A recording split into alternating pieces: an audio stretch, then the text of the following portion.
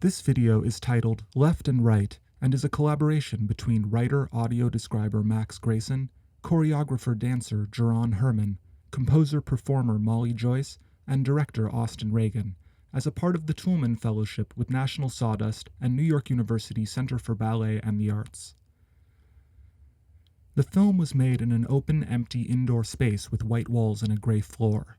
It has the atmosphere of a ballet room. This video features two performers. The first performer is composer and musician Molly Joyce, a white woman in her late 20s with medium-long dark brown hair and blue eyes.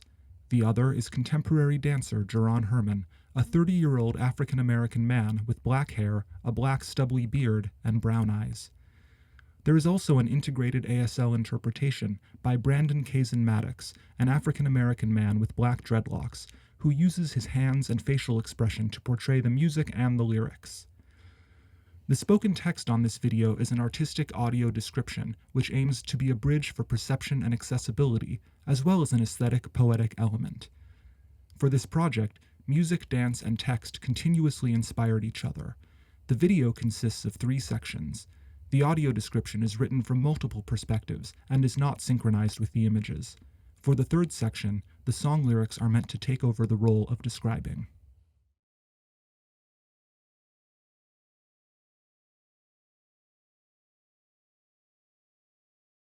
The first section is called Dualism.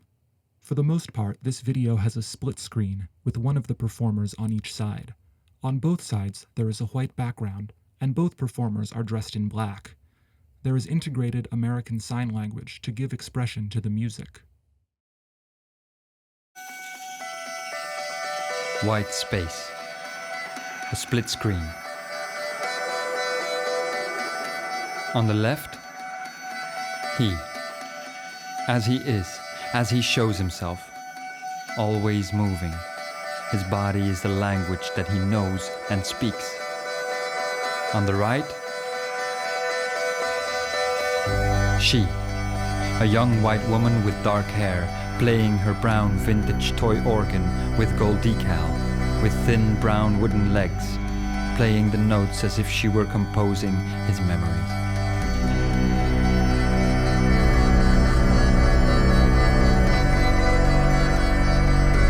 His left side is locked tight, under control.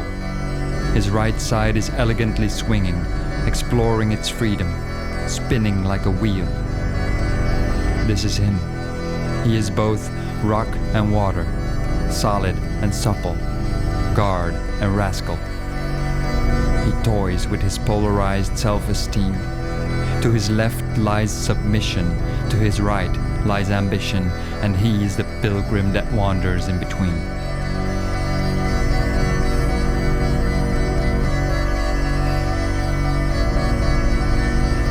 He looks up, reaches deeper and deeper into his center.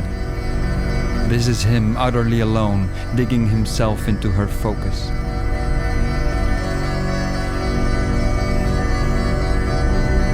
The screens switch. They change places. She plays and plays. He breathes in and in and in. Then they switch back.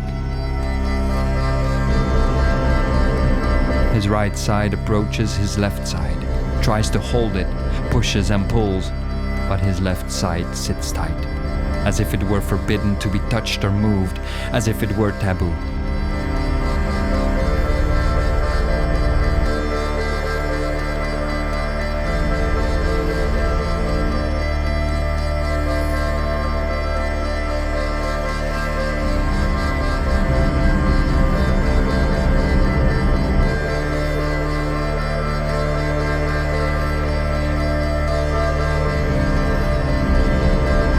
As he twists and turns, she becomes a shadow. And then, so does he. They are colorless reflections of a distant past that ties them together. Shadows stuck on the wall. She plays, he digs. They sway. Again they switch. Now his right side pulls him up and down. He is a victim of the contest between his extremities. This is him. He is both statue and breeze, pillar and wing.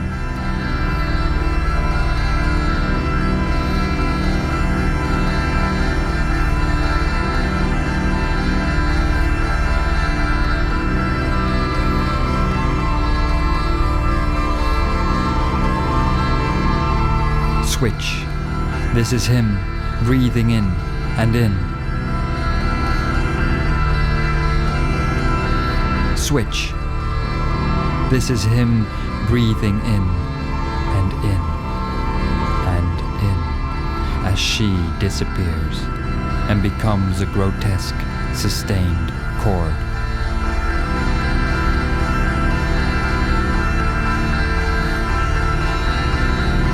This is him covering all sides now, mirrored and reflected.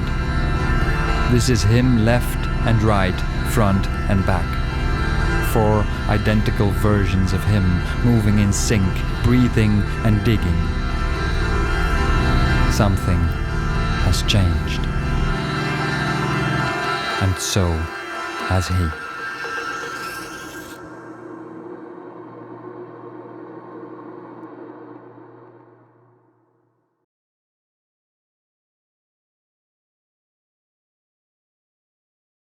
The second section is called Overuse, Underuse. It was filmed in a space with a white wall and concrete floor. The integrated American Sign Language interpretation is framed within a circle in the upper left-hand corner of the screen. The sign language expresses the music and the lyrics. She walks in, barefoot, black pants and vest. She goes to her organ. In the center of the space, she sets our song in motion.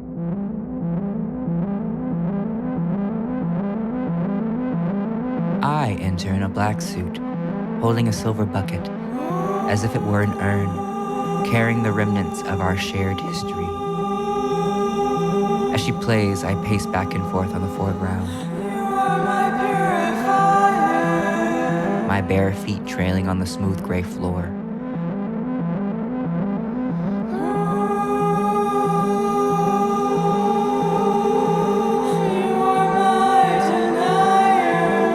Circle around her as a capricious, sinister figure.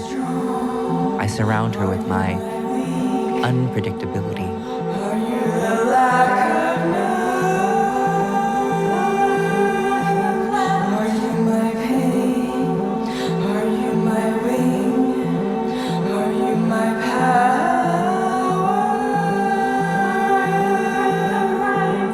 Are you my frame? Are you my numbness? Are you my loss of motion? Are you my comb? Are you my tingling? Are you the flesh of stone? The right, the left, the right. The left, the right, the left. I see her hands grappling and squirming, wrestling, as do mine. And I still move slowly around her, try to make her remember everything. I could be a tree going through the seasons, growing doubt like leaves, bending in the wind, blooming, weathering, shivering.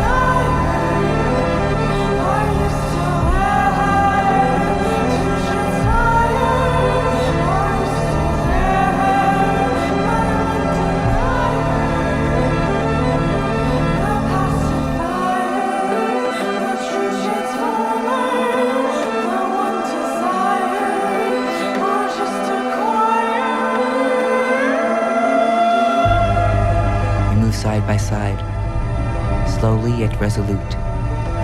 I look up. She looks forward, the expression on her face terrifyingly relaxed. Her gaze is fixed. She doesn't blink. I look down. We are reckless, ready to collide with whatever is about to happen.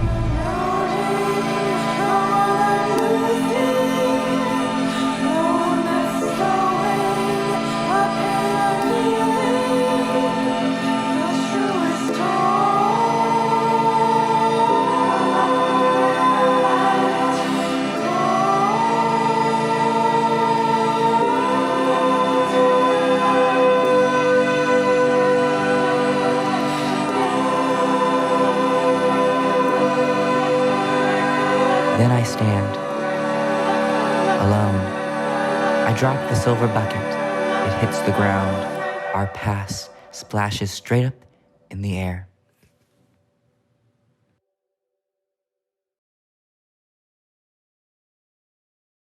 The third section is called Asymmetry. The background is white, and the video editing is a composition of video layers on top of each other called overlay. The American Sign Language interpretation is integrated in the lower right-hand corner. The sung lyrics are meant to be an artistic form of audio description, which does not always accurately describe what is visible, but which is a verbal interpretation of the creator's vision. Two empty hands, still arms raised up, side by side, almost identical.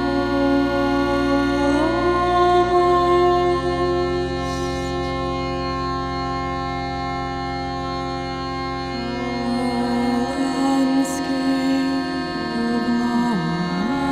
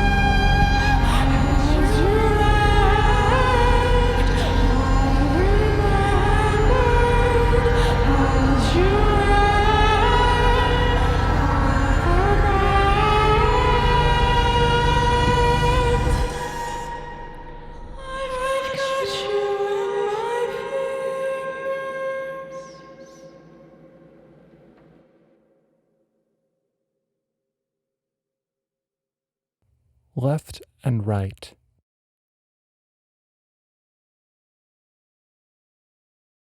Molly Joyce is a 2021 Toulmin Fellow, a National Sawdust partnership with the Center for Ballet and the Arts at NYU dedicated to fostering interdisciplinary networks with composers and choreographers, made possible by the Virginia B. Toulmin Foundation. This livestream is also made possible through the generosity of the Alphadyne Foundation and with public funds provided by the New York City Department of Cultural Affairs, in partnership with the New York City Council.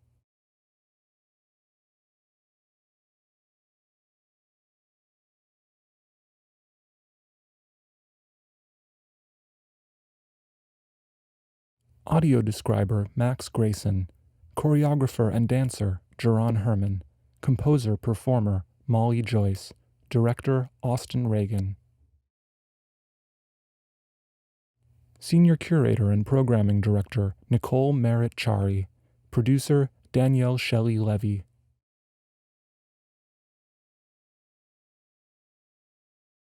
Audio engineer Michael Hammond, ASL interpreter Brandon Kazan-Maddox, video editor Hannah Rifkin.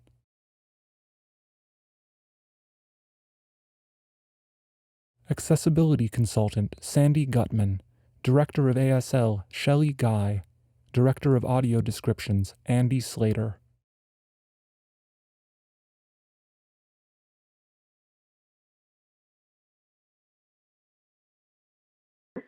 Congratulations to everyone on such an amazing film, and welcome to the post-film chat for Left and Right, a film by composer and performer Molly Joyce, choreographer and dancer Jerron Herman, director Austin Regan. I'm joined by Jerron, Molly, Austin, and film editor Hannah Rifkin. We're broadcasting from the occupied and unceded territory of the Canarsie and Munsee Lenape people, who have stewarded this land for generations. Please join us in acknowledging the Canarsie, Munsee, Lenape community, their elders, both past and present, as well as future generations. National Sawdust also acknowledges our country was founded on exclusions and erasures of many indigenous and enslaved peoples. This acknowledgement demonstrates a commitment to beginning the process of working to dismantle the ongoing legacies of settler colonialism and genocide. I'm Danielle Shelley Levy. I'm the digital producer for National Sawdust. I am a white woman in my mid-20s. I'm wearing a flowy white top. I have brown curly hair that's pulled back, and I'm smiling. My name's Molly Joyce. I am a white, light-skinned woman with blue eyes and short brown hair. Today I'm wearing a black shirt in a room with light brown walls behind me. Hi, I'm Jerron Herman. I'm a dark-skinned Black man with facial hair and loose locks. I'm wearing a gray shirt and I'm in a white room. Hi, I'm Austin Regan. I'm a white mask-presenting person with messy dark hair, wearing a maroon shirt, and there's a red wall behind me with colorful artwork on it. Hi, I'm Hannah Rifkin. I am a white woman in her mid-20s, wearing a ornate dress, brown long hair, bangs, and in a kind of country-like home in the background. Happy to be here with all of you, and it's just so great to see you all together. So Molly, my first question is really for you. I know it's been a super exciting several months developing this work, and that you began writing the music for this at the end of last year, and that from there on it like all came together very quickly. So can you tell us a bit about the creative process and what writing the music that we hear in the film was like? Sure. So the work is kind of structured in 3 parts. And when I was kind of envisioning starting this work, I knew it was, of course, going to be collaboration with Jerron and I and with dance. And I was trying to figure out how to structure it, especially with remote collaborations, to give everyone kind of like freedom artistically, at least to start, but then also room and structures to kind of respond to each other. So once I started kind of conceptualizing the piece more, we added a 3rd collaborator, the writer and audio describer, Max Greyson, especially because in this work, I wanted to kind of prioritize access as much as possible and not have it kind of as a tack on or at the end, which I feel audio description often does that in a way, like in a good or bad way. And I wanted to really prioritize that. So with that, then with the three main collaborators and three main sections, then we kind of traded the primacy of each section. So like in one section, the dance came first, and then the music, then the descriptions, and another one, the descriptions first, and the dance and the music, and so on. So with the actual music composing, of course, one of them I had complete freedom, could let out all my thoughts and feelings in a way without kind of worrying about other, restrictions in a way. And then the other ones, I think scoring to the dance was actually super interesting in a way, because I thought that'd be super easy, actually, I think. But sometimes I think when I was scoring, like when you have musical intuition, like, oh, I want to extend this phrase here or something, but you realize it doesn't line up with the dance or something. So it kind of forces you into other kind of pathways in a good way. And then with the scoring the descriptions too, was kind of setting that as lyrics, which is kind of like equally challenging in the best way possible, because I think it forces me into, again, whatever new habits in a way, or not just going into my old ways of composing music or my old phrasing, kind of pushing me in the best way possible. Amazing to hear you talk more about it, because I feel like developing this with you, I see some of it, but so much of it also predated, like early conversations with National Sawdust. It's nice hearing about, everything that was going on behind the scenes a little more. And I know the work explores traditional narratives about the cursed and dark left side of the body, pulling from ancient narratives from Mesopotamians and Egyptians, Greeks and Romans. So I'm wondering, where did the beginning of your relationship to those narratives and incorporating them into your practice start? Yeah, I think, and I give huge credit to Jerron here too, where we both have kind of impaired left sides, yet through different sources, like Jerron congenital disability and mine acquired. So we explore that in a lot of our works as kind of this shared terrain, yet through different sources. And he always had the idea, I think last year, of how the left has this historical myth of like the bad side. And I think even in Latin, it translates to sinister or something. And of course, there's a lot on left-handedness. So that was like a nice kind of creative impetus for that work to really prioritize this. And also I've been really fortunate this past year, I've been in like a disability studies certificate program at CUNY, City University of New York. So I've been trying to like fake my way back into academia, like reading more articles or kind of getting more in conversation with that. So I knew for this work too, I wanted just to do more research or really kind of have it grounded a little bit. So I found a lot of articles. Of course, there's so much on left-handedness, but also these stories, such as one from Plato, I think on like kind of dualism, and this one ancient story from the Mesopotamians of the kind of bucket and cone. And I believe how the right hand carried the bucket in a way, this kind of purifier hand, like reaching to the gods, and the left hand's always kind of dirty or carrying whatever, the trash or something in a way. And I think that helped kind of provide some whatever general frameworks, hopefully for myself and my other collaborators, without being too like prescriptive, like it has to be this story or this form, but just kind of whatever generative kind of conception in a way. And how about for you, Jerron? Since a lot of these narratives have been a part of your practice for a while as well, where did that begin, and what was it like turning these different stories and influences into three distinct chapters for this film? Yeah, well, my practice has been about making movement that is natural on my body, legible, to create phrases and to create vocabulary that can be kind of codified or realized and kind of activated in an abstract and also rooted place in the dance lexicon. So this project was really well suited for where I felt like I was artistically, especially as Molly and I, we had a preamble to this as well, where we collaborated in Breaking and Entering at Dance Space Project in 2019. So this felt, internally, we thought of this as like an extension of those experiments that we were thinking about, but also, of course, the this like central newness of the scholarship that Molly talked about was really what set it apart, because we went from a personal narrative to now like a really abstracted and scholarly example or thinking around the left and the right.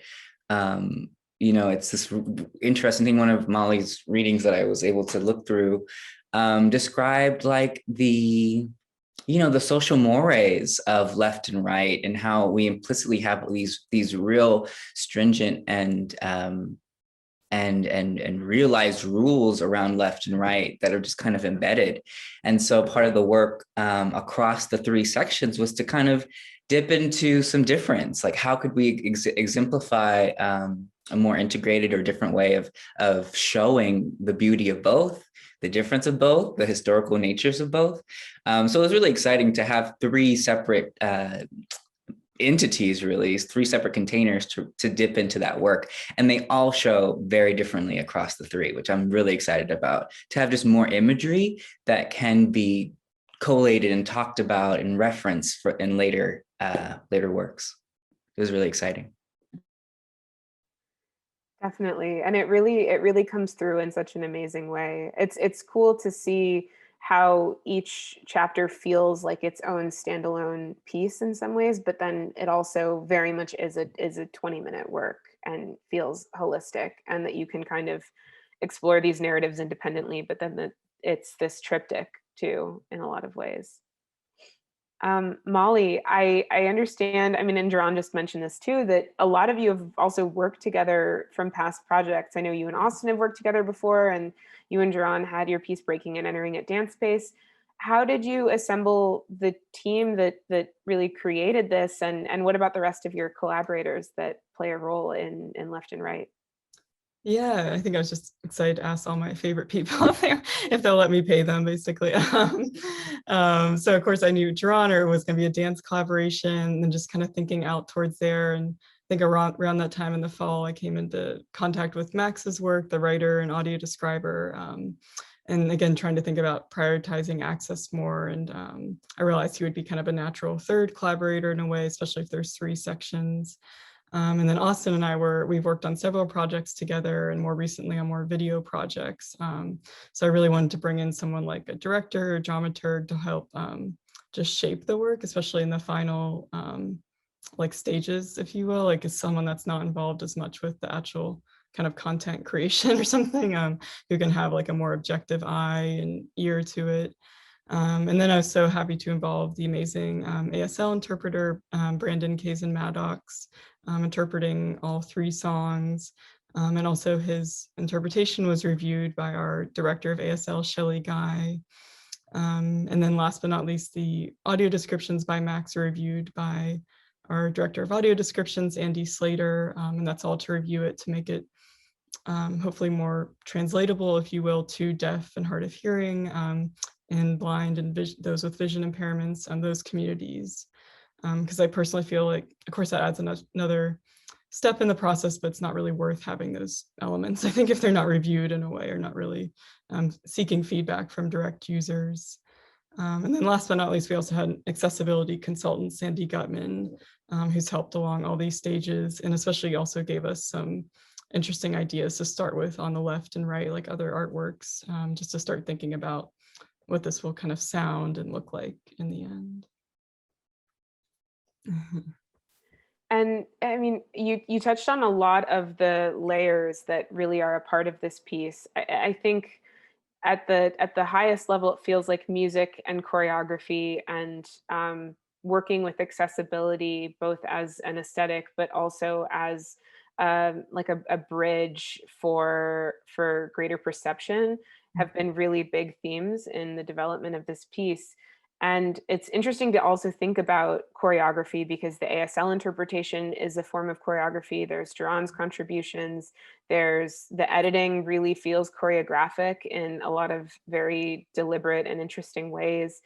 So, I mean, I could ask all of you about this process, but I'm really curious to ask you, Austin, coming in as the director and from this like dramaturgical standpoint, what was it like incorporating all of these layers and thinking about all of these like concurrent choreographies when developing the piece with Molly and getting ready to shoot? I mean, I thought it was such a wonderful and exciting and interesting way of working, because as Molly and Jerron have both described already, and you as well, I think the balancing of all of these different elements was, yeah, not only an accessibility endeavor and prioritizing these things so that no matter who you are or what your ability is, that you're able to experience this work in a complete and full way. But it's also an aesthetic consideration. It's also about how do we incorporate all of these things in a new way that's beautiful and exciting and sheds light onto the experience and all of the things that Molly and Jerron and Max, as the original creators, what they want to talk about and what they want to explore in the world of left and right and all of these things. So it's a crazy balancing act, because we are trying to give everything from the audio description, the captioning, the ASL, the music, the choreography, and just the nature of the video itself. And as you said, the cutting and just the sort of three different ways of approaching it that I came up with when we were talking about it. So doing the overlay and doing the fast cuts and doing the dual screens, all of that stuff, to put it all in the little video box that we all see, and to make it a 20-minute experience. I mean, it's crazy, but it's also, I thought it was thrilling, and I love, of course, all of this team, and to have so many beautiful components, and to be able to just find new ways to put them up there, rather than just saying, well, audio description, that can come afterwards, or ASL, that can just go in the corner. It's like, well, maybe that's not the best way to do this. Maybe there are, as Jerron was saying earlier, maybe these are some new ways and some new forms to do all of to do all of these things. And I just thought, as a director, that's like one of the most thrilling things, is just to have so many cool pieces of raw material, and to just collaborate with everyone in balancing them.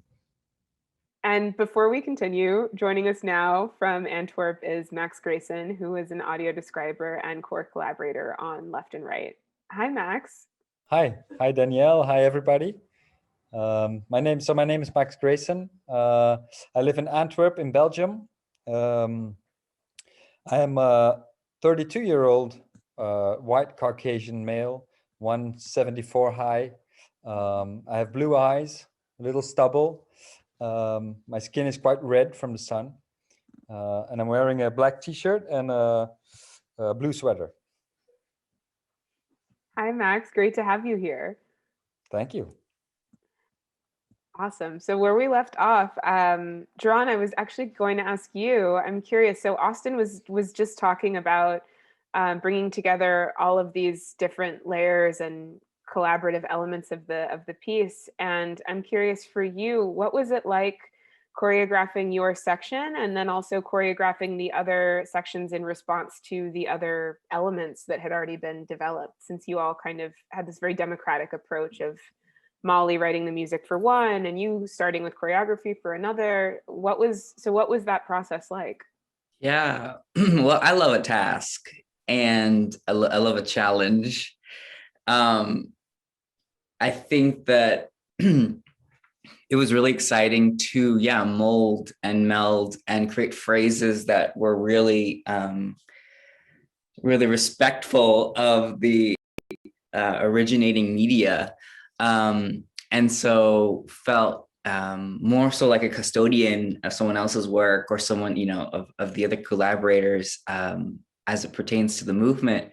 And just knowing that, like, I love this idea in the film, especially that I'm not the only visual aspect, whereas like initially it's very common for the dancer to be the one that's like the symbol of the movement and the symbol of the words. But there were so many other elements that could filter into as a symbol that I felt freed to have to like, you know, be the anchor. It was like, oh, there's so many anchors. And so that was really exciting too. Around filming, that's when that kind of percolated and came up. It was like, oh, I'm a part of so many other things. So when I thought about movement, it was I guess particularly in the second section, thinking more broadly, thinking how could I just create architecture and frame? How could I think about how, you know, our internal movement is? So trying to think about how to expand the nature of movement across all sections, instead of just kind of focus on how, you know, what my facility was. Yeah. I love that. And it really, I mean, it really shows up too. It's interesting because I was actually going to ask you about the symbolism of the pail of water in the second section. I know that that's something Molly alluded to earlier when talking about some of the narratives that you were pulling from, but how did you decide to bring that into the piece?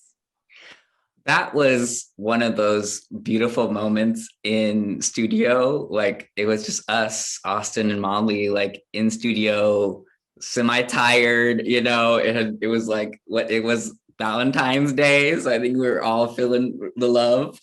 Um and I'm actually not remembering the particulars, but I do remember that the cone and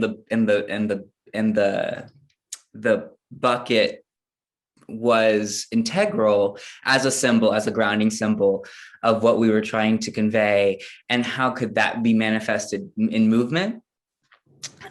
So with that, the actual prop of a bucket came to fruition. Austin got two different buckets.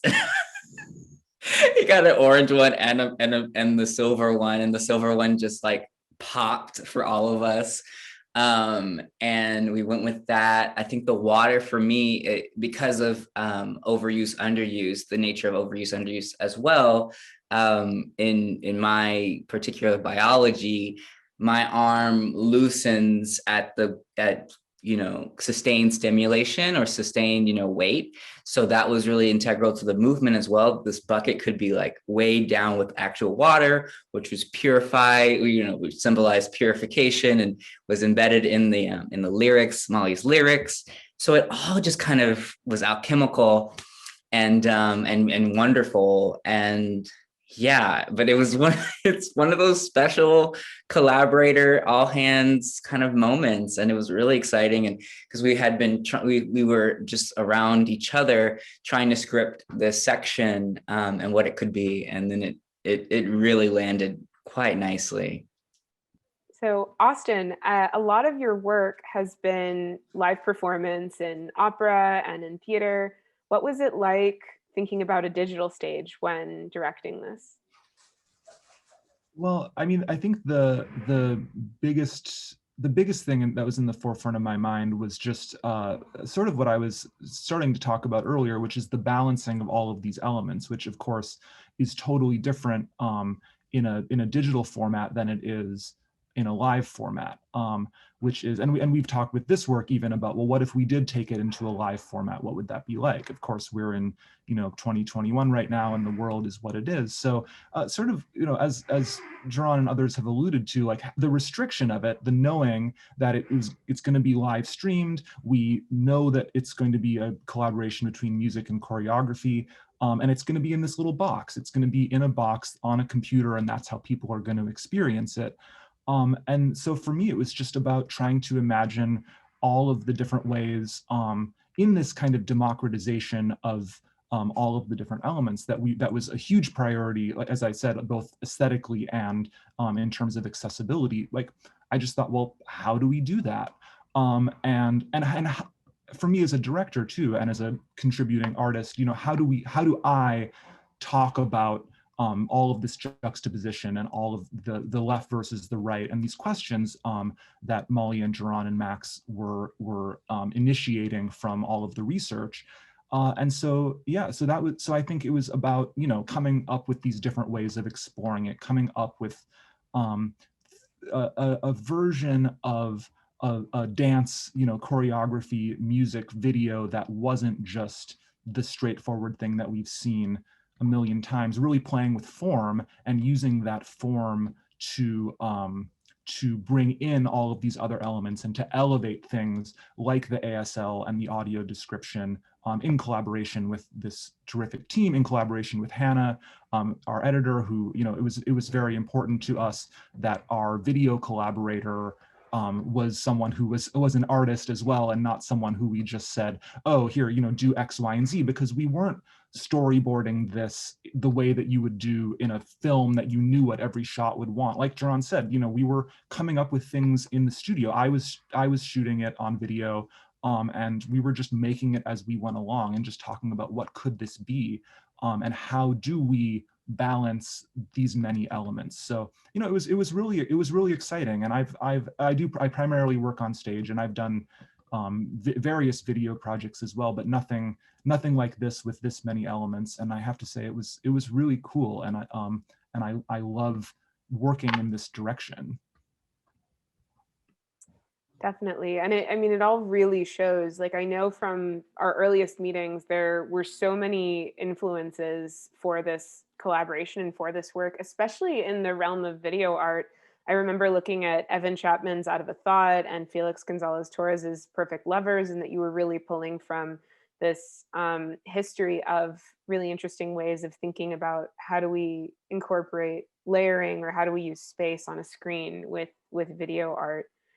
Hannah, this is really where you come in as the video collaborator. What was your process like watching all of this footage of everything that they had filmed in the studio, and listening to the music, and thinking about the audio descriptions and the open captioning? How did you begin to get toward a rough cut and account for all of these layers that we see in the film?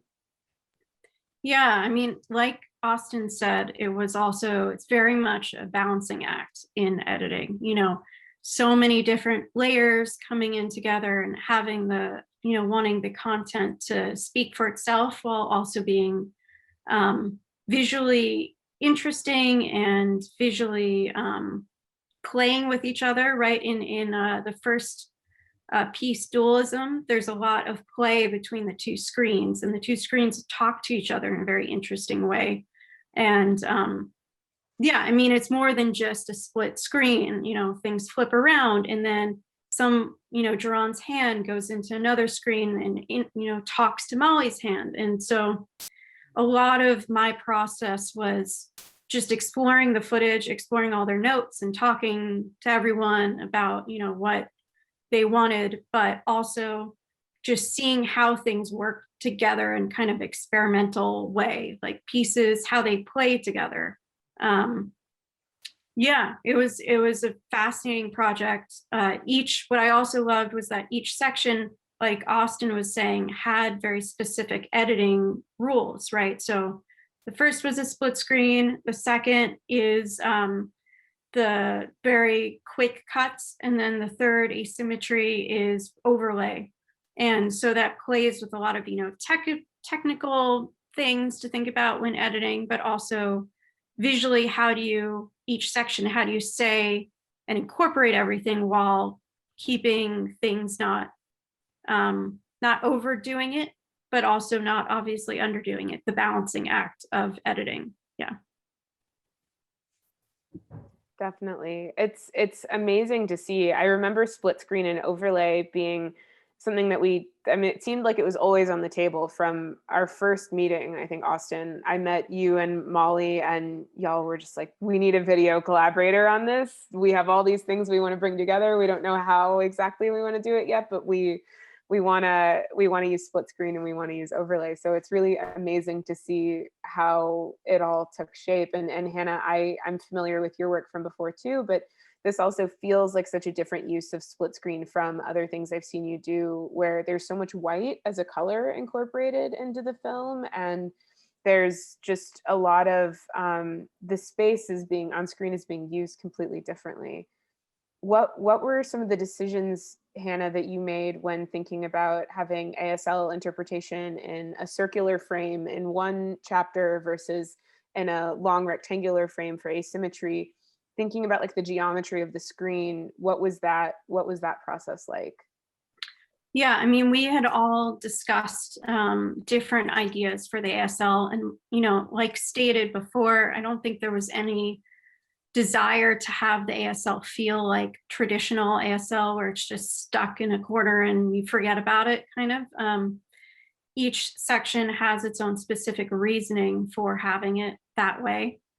I mean, dualism, it gives its own, it kind of he mimics a lot of Jerron's dance too. It feels like, the motions with the ASL hand movements really work well with the split screen in that capacity.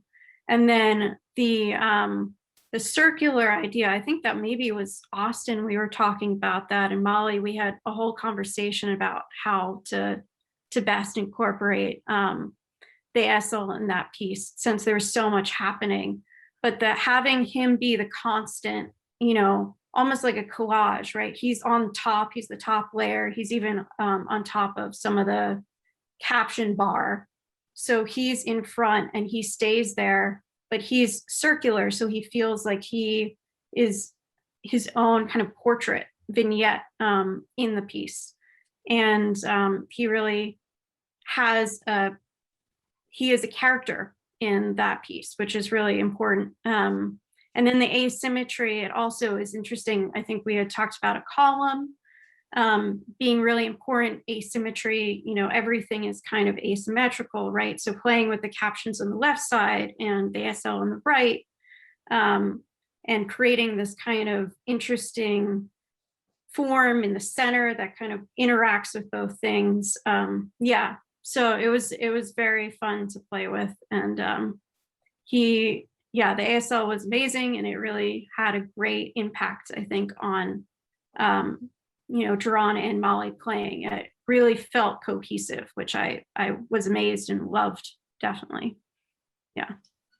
It's a really incredible film, and so much of what we're seeing in the film that just premiered today, it's amazing how much of the editing is really bringing together all of these different all of this different movement, and also how all of it feels like a constant call and response to the previous movement of some kind, whether it's Molly's music and Molly's performing, and then Jerron's choreography, and then the water in the pail, or and then you're cutting in response to all of those things. The layers just seem to continue to build. Max, I know you've been involved like from the very, very beginning. You're one of the core creative collaborators on this, and we're super involved with shaping the piece. So how did you get involved in the project, and what all did you do for the film that we saw tonight? Yeah, am I there from the beginning? I don't know. It was somehow organic. I think the first time I got an email from Molly was when in Antwerp at the Conservatoire, I have Ine van Oeveren, who is a great musician. She connected us somehow.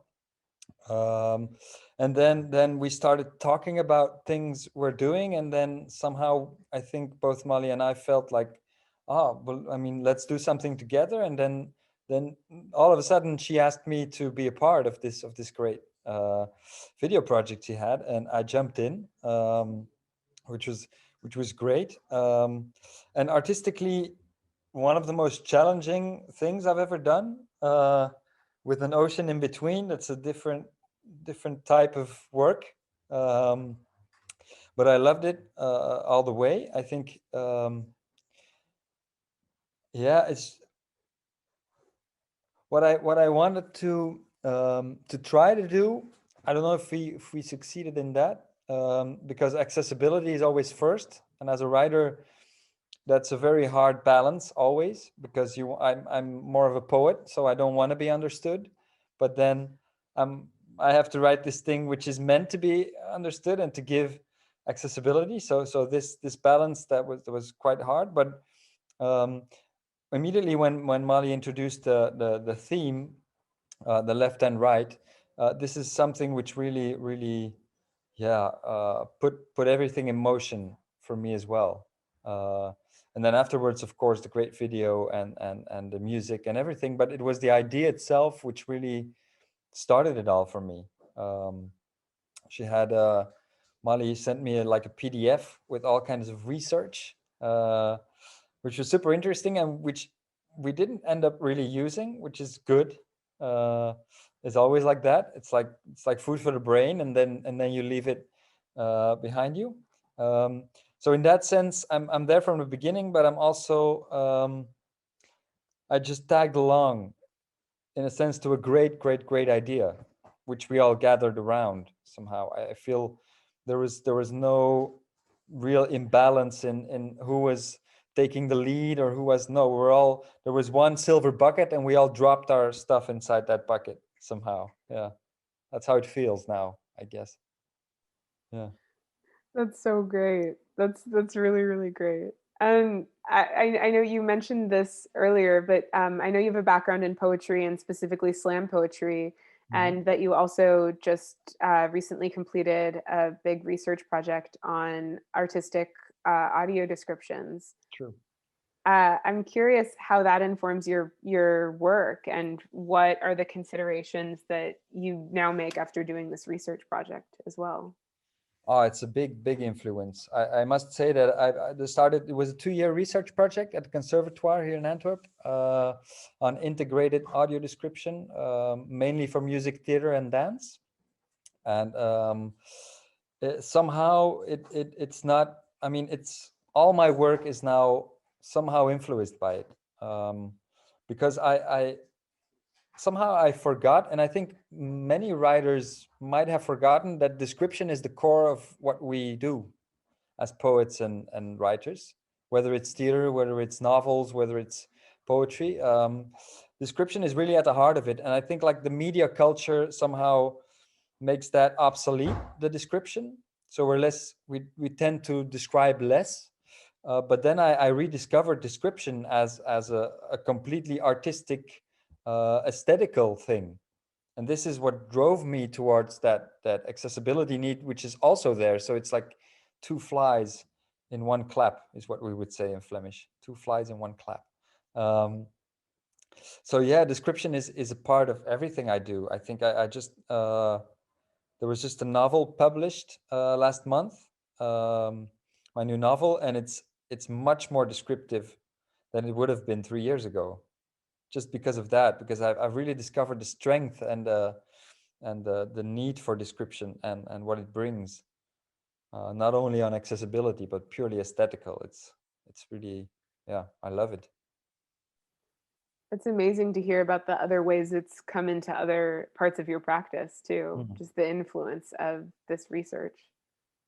Austin and Molly, I'm curious, white plays such a big role in the film as a color. You know, that's the background of the setting where you filmed. It's how you treated some of the negative space on the screen. A lot of split screen, I think, tends to be done with black as the backdrop, but you really leaned into the white for this. And then at the end of the film, it also fades to black for the first time. And then everyone is also wearing black too in the piece. So there's a lot of dualism in the colorscape for this. Where did that influence come from? And what is the significance of the fade to black at the end? I mean, I think part of it was just circumstantial, as you kind of alluded to, is we were, that was the first space that we chose to work in, and ended up being the only space.